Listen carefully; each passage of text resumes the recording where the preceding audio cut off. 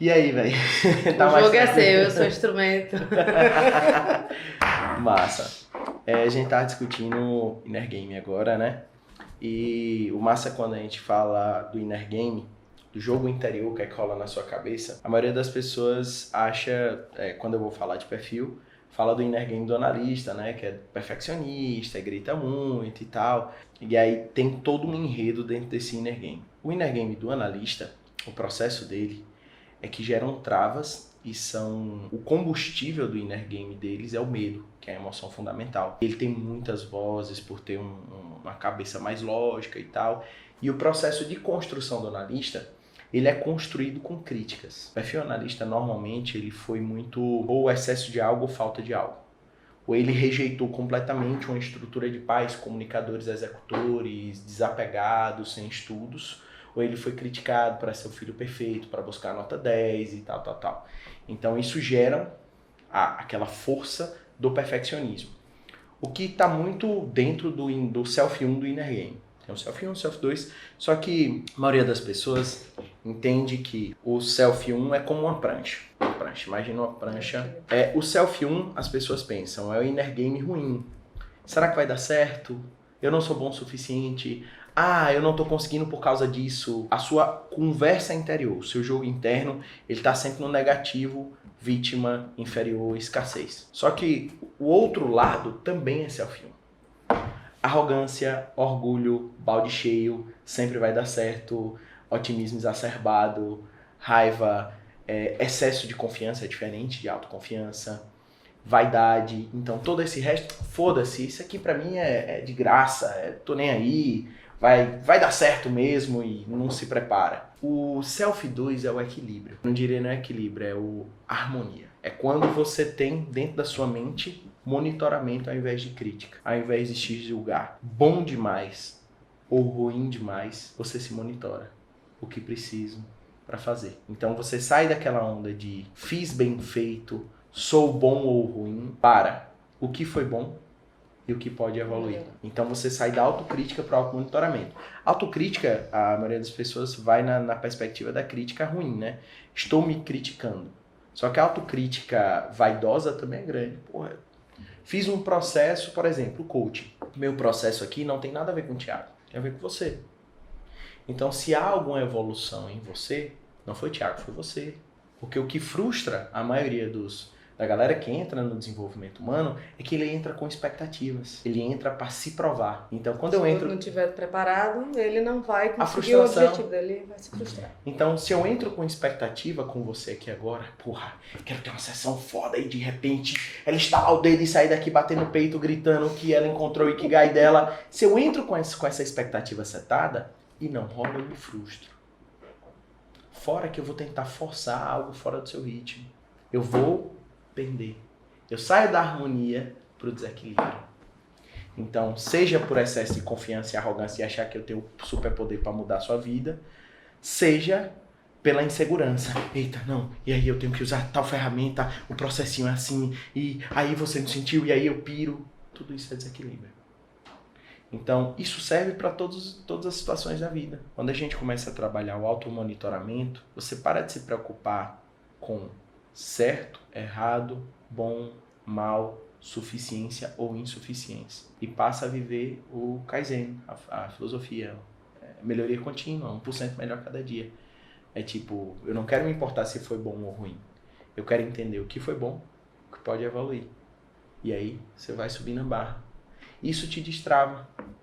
O seu inner game fica mais leve.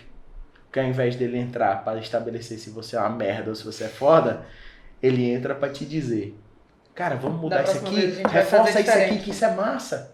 E aí você isso vai aqui a gente mantém degrau a degrau. E isso dentro do meu jogo, dentro do meu processo de evolução, foi fundamental. Jovem, fracassado, sem apoio das pessoas, mal visto em muitos contextos, eu tinha um jogo para jogar. E esse jogo não era contra ou a favor das pessoas que estavam fora daqui. Era aqui dentro. Então, quando eu comecei a entender que esse jogo era eu e eu, o meu processo ficou mais suave. O impacto das críticas, o impacto do reino das pessoas faz assim, você tem que. Então, quando você recebe um tem que, um é assim que você tem que fazer, vá por esse caminho, se você está vulnerável no seu self, você entra no contexto do frágil, se for um self 1 debilitado, ou resistente, se for um self 1 vaidoso. Você não entra na harmonia do antifrágil, do não importa o que venha, eu vou evoluir. Eu sou uma hidra, você corta uma cabeça, nascem duas. Então, tá tudo muito correlacionado. Todos esses contextos que a gente conseguiu casar nos módulos, eles estão muito relacionados. O inner game, a construção do mindset, os perfis, as emoções, o antifrágil, todo esse contexto ele está muito amarrado para a construção de um ser que não vai se destroçar no processo do seu Ikigai. Porque o processo do Ikigai, ele não é infeliz. Ele é feliz. O jogo é tudo esse. Não é onde você vai chegar. Vamos lá no processo. O Ikigai não está na concretização de um projeto. Tá desde a concepção dele aqui até a realização final. Não é equilíbrio, que às vezes o equilíbrio ele é estático demais. É harmonia, um fluxo, é um fluido. Então quando você entra nesse seu processo de se julgar, de se criticar, e entra até na paranoia, eu tenho que controlar meus pensamentos, eu tenho que... É massa, porque você tenta... tá caótico, e antes de você... É até o próprio rapó. Você conhece o Alto Rapó? É você se colocar, se mapear, identificar aquele perfil bacana, como você se comporta em tal situação e tentar reproduzir. Sim. Em você mesmo. Isso é um processo já de condução do Alto Rapó. O Alto Rapó tem um processo prévio, que é a autogentileza. O ser humano ele não é gentil consigo mesmo. O Alto Rapó nasce assim como o rapó normal com outra pessoa, com a gentileza. Por não julgar o mapa. E aí você tá assim, caos, emoções. O que é que acontece quando alguém chega com emoção alta e você tenta entrar em rapport com ela em outra emoção? Você vai me contaminar com ela. Tudo bem. Você chega vibrando assim, estressado. Calma. O que é que você faz com a pessoa? Você jogou gasolina. Então é mais ou menos o que acontece com o seu self quando você não entra em rapport consigo mesmo. Você tá num fluxo emocional e aí pra você se controlar, você sai de um rapó seu, você não se respeita, não respeita seu próprio mapa, suas emoções, sua existência, sua história e diz calma. Pronto. Entendeu? É muito bacana. E a autogentileza, o auto rapó, ele nasce do seguinte contexto. Estou em desequilíbrio, por emoção, por self, ou por isso ou por aquilo. Qual é a primeira coisa que você tem que fazer com o rapó? Se conectar. Respeitar. Você não vai tentar forçar o equilíbrio. Você vai forçar a harmonia. Para harmonizar, você precisa de similaridade. Então você entra na onda. Deixa eu sentir essa emoção, deixa eu compreender essa emoção. Se eu tenho que chorar, deixa eu chorar. Deixa eu extravasar, deixa eu mandar pra porra. Eu consigo me colocar em todas as situações que você vai falando. E de maneira inconsciente. Isso. Já é natural nosso. A gente aqui é tanta coisa externa. Você tem que ir. E aí a inteligência emocional, cara, a inteligência emocional é uma coisa bem complexa. Porque a emoção, ela não é algo que vem do intelecto. Então eu entendo um pouco mais de gestão. Você não precisa conhecer ela a fundo. Você precisa se conectar com ela, compreender. Então, às vezes tá vindo uma onda muito grande. Aí o que é que você faz? Não, vou de encontro a ela. Você vai se quebrar. Sai dela, entende, analisa a estrutura e aí vai gerindo. Então, esse processo ele já é natural nosso. Já é natural. É natural do ser humano. Você vê que a criança faz isso. Quando ela tem que chorar, ela chora. Quando ela tem que espernear, ela esperneia. E aí, aos poucos, ela vai compreendendo as próprias emoções. Só que durante esse processo, vem a influência externa e diz, ó, você tem que ir, você tem que ir, você tem que ir, você não pode, você não pode. Reforço positivo, reforço negativo. E aí você vai instalando um monte de coisa no seu mindset. E aí é onde o planejador surge. Porque é instalado nele que ele não pode demonstrar as emoções dele, que ele não pode estourar, que ele tem que ter um pavio longo. E aí ele sofre porque no mindset dele, ele tá morrendo, ele tá precisando extravasar e ele guarda. Ele guarda. E ele guarda. O analista, ele quer extravasar, ele quer entender que ele é imperfeito, mas dentro da cabeça dele ele não pode. Ele tem que ser perfeito, ele tem que fazer melhor. E acabou. Critica. Melhor. Perfeição, perfeição, perfeição. Aí você instala na sua cabeça a nota 10. Aí você tira 9,5 e está infeliz. Então, cada um deles vai instalado. O executor. O pai ensina, não, briga, não pode, não sei o quê. Dá um tapinha e vai não sei o quê. Então, tudo é explosão emocional. Então, para ele entende que, então, para dar certo, eu tenho que vomitar. E aí se torna aí 0 pavio. E o comunicador é, calma, meu filho, vai dar tudo certo, você é ótimo, você não sei o que, a gente está no otimismo. E aí a gente fica um pouco descompensado. E aos poucos a gente tem que se isolar das influências externas, surfar a nossa onda interna do jeito que ela está, compreender de onde vem. Essa onda vem do meu pai, essa onda vem da minha mãe, essa vem do perfeccionismo da sociedade, de que eu tenho que... Deixa eu ver qual é a minha onda, qual é a onda que eu quero surfar. Tá vindo um bocado de marola quebrando aqui, umas pequenininhas que não vale a pena, umas grandes demais que eu não estou preparado, mas qual é a minha onda? Qual é que vai desenvolver minha habilidade? Qual é que eu vou desenvolver minha capacidade de surfar as ondas? E aí você curte o processo, você se coloca presente no momento. E aí presença no momento é flow, é o auge das capacidades, é o cruzamento da sua habilidade com o nível de desafio. E é impossível você ter uma habilidade alta, um nível de desafio extremo e não conseguir subir. Você desenvolve. Então tudo isso é muito necessário para você se sentir viva. E uma vez que você se sente viva, você tem seu GPS. Você tem sua bússola, você tem sua onda. Aí não importa muito se você vai para a esquerda ou para a direita. Você sabe o norte. Se torna questão de escolha. Não é tipo, eu vou chegar para você, ó, Val, sua onda aqui, como é uma comunicadora executora, e você tem que... Fudeu. Eu tô te dizendo meu caminho enquanto comunicador executor. Eu quero teu. Teu não tá pronto. Teu não tá pronto. Ninguém caminhou nele. É teu. Se alguém caminhou antes, opa, tô olhando pro caminho de alguém, não é o meu não. Tô seguindo a sombra de alguém. E aí tem muito risco nesse processo, porque no atual enxame que a gente tem do desenvolvimento humano, existe a modelagem. A modelagem é ultra foda. Modelagem talvez seja uma das técnicas mais fabulosas. Só que quando você não se arma de si mesmo, antes de entrar no processo de modelagem, você acaba criando uma viagem, um contexto, e acaba seguindo o caminho do outro. Ah, Thiago, mas isso é modelagem, é você começar a seguir o caminho do outro para encontrar o teu. Ok. Pode ser uma alternativa. É uma alternativa. Só que quem é que vai estar vigiando?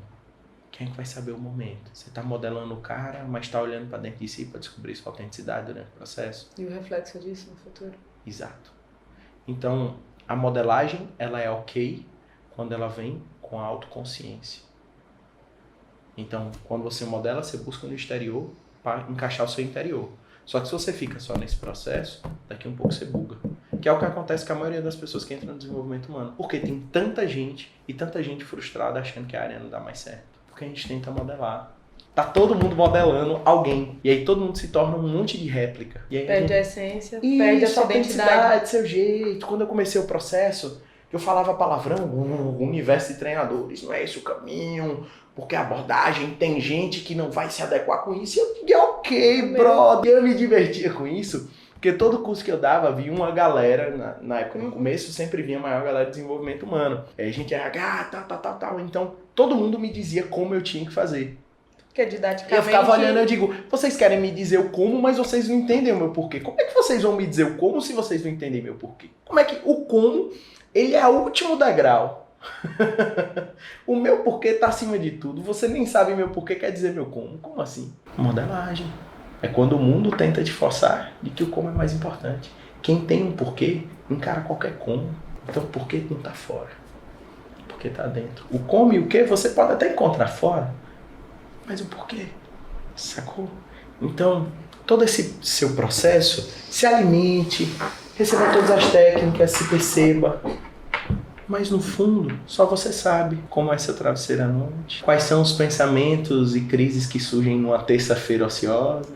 Eu vi algo interessante que Brené Brown Tem um documentário dela que tá... É um espetáculo. E Perfeito. ele tá até no material do módulo 3. Tá perfeito, porque assim, como o outro me critica ou joga a sua visão das coisas, não me interessa, porque assim, se colocar vulnerável e ir pra arena, poucos fazem isso. Então só quem tá lá junto comigo que tem o direito Exato. de dizer isso. A internet, ela deu uma força muito grande. A internet deu uma força muito grande. Você pode estar sentado no conforto da sua casa, escondido, através de um perfil fake ou alguma coisa desse tipo, e atacar outra pessoa. Tá muito fácil. Então você tem que estar muito bem, você tem que estar muito ligado no seu porquê para descer pro campo de batalha. Porque, querendo ou não, você tá num coliseu e a arquibancada tá cheia de gente que pode vaiar ou pode aplaudir. Mas nenhum deles quer descer lá pra arena pra lutar com ela. Exatamente. Então, aquele documentário é simplesmente um espetáculo. E a gente né? começa a olhar, tipo, Sim. quem é realmente importante pra mim, que eu devo realmente dar importância ao que foi dito. E a gente passa a ser seletivo, a gente passa a se respeitar. Exato. Foi o que eu falei. Se o seu social é o seu alimento social, é o alimento de crenças, de estímulos, de emoções, é o seu ambiente. E aí quando você mapeia 5 pessoas que você mais convive, você começa a entender que tipo de alimento você está tendo. E aí você começa a ver qual é o self que está sendo nutrido, quais crenças, quais contextos, quais enredos, quais projetos. E aí você às vezes quer plantar uma árvore, uma mangueira, e aí você olha para seu ambiente, é um solo árido desértico. Nunca. Não vai ter nutrição. Então você tem que... e esse processo de escolha, ele costuma ser doloroso, porque como o documentário fala, a gente precisa das pessoas. A gente se importa. Não adianta você dizer foda-se pro mundo, você se importa. Então não é equilíbrio estático, é harmonia. É compreender o que você recebe, compreender aquele universo, entender que haverão julgamentos. Então você entra na dança ao invés de ficar estático, tomando porrada. E aí você tem 2 opções, ou você quebra quando você toma porrada, ou você resiste. Só que na real, não vi muitos portos sem manutenção ficar tomando onda e resistir, entendeu? Então, em algum momento você vai ter que aprender a lidar com essas ondas, a surfar elas, a escolher. Então esse estado de presença, ele é bem sério.